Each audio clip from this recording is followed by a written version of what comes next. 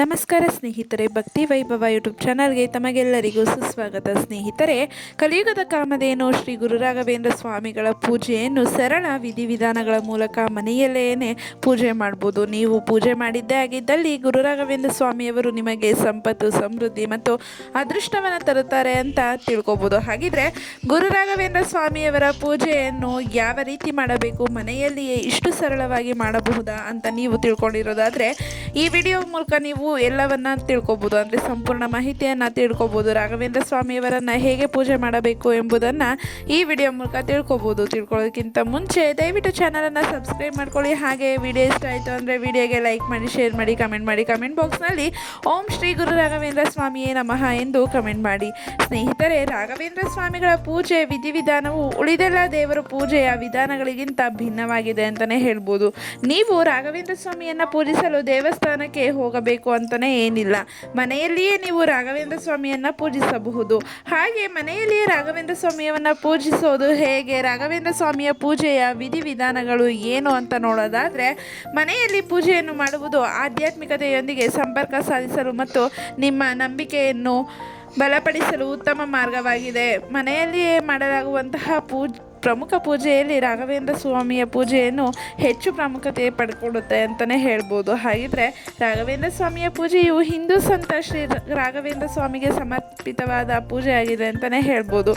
ಮತ್ತು ಮನೆಯಲ್ಲಿ ನೀವು ರಾಘವೇಂದ್ರ ಸ್ವಾಮಿಯನ್ನು ಪೂಜಿಸುವುದರಿಂದ ಸಮೃದ್ಧಿ ಮತ್ತು ಅದೃಷ್ಟವು ನಿಮಗೆ ಸಾಥ್ ನೀಡುತ್ತದೆ ಎನ್ನುವ ನಂಬಿಕೆ ಇದೆ.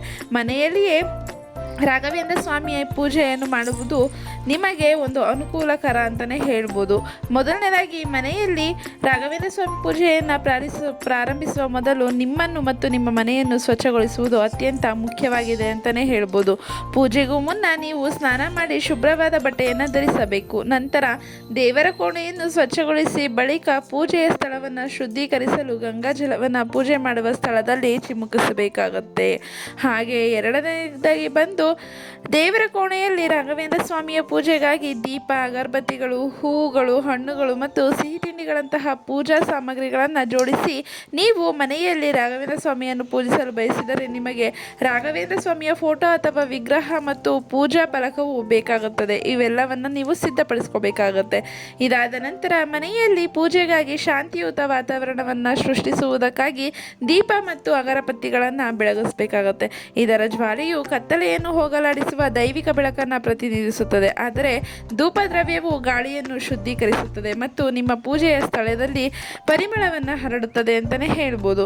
ಇದಾದ ನಂತರ ನಿಮ್ಮ ಭಕ್ತಿ ಮತ್ತು ಕೃತಜ್ಞತೆಯ ಸಂಕೇತವಾಗಿ ರಾಘವೇಂದ್ರ ಸ್ವಾಮಿಗೆ ಹೂವುಗಳನ್ನು ಮತ್ತು ಹಣ್ಣುಗಳನ್ನು ಅರ್ಪಣೆ ಮಾಡಬೇಕಾಗತ್ತೆ. ನೀವು ವೀಳ್ಯದೆಲೆ, ತೆಂಗಿನಕಾಯಿ ಮತ್ತು ಕರ್ಪೂರದಂತಹ ಇತರೆ ವಸ್ತುಗಳನ್ನು ಸಹ ನೀವು ರಾಘವೇಂದ್ರ ಸ್ವಾಮಿಗೆ ನೀಡಬಹುದಾಗಿದೆ.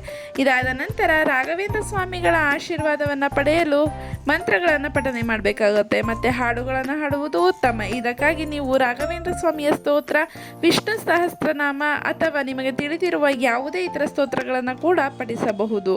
ಹಾಗೆ ಪೂಜೆಯ ಕೊನೆಯಲ್ಲಿ ಆರತಿ ಮಾಡುವುದನ್ನು ನೀವು ಎಂದಿಗೂ ಮರಿಬಾರದು. ದೀಪವನ್ನು ವೃತ್ತಾಕಾರವಾಗಿ ತಿರುಗಿಸಿ ಮತ್ತು ರಾಘವೇಂದ್ರ ಸ್ವಾಮಿಗೆ ನಿಮ್ಮ ಪ್ರಾರ್ಥನೆಯನ್ನು ಸಲ್ಲಿಸಿ ನೀವು ಆರತಿ ಹಾಡನ್ನು ಹಾಡಬಹುದು ಅಥವಾ ಹೂವುಗಳು ಮತ್ತು ಸಿಹಿ ತಿಂಡಿಗಳನ್ನು ಸಹ ರಾಘವೇಂದ್ರ ಸ್ವಾಮಿಗೆ ಅರ್ಪಣೆ ಮಾಡಬಹುದು.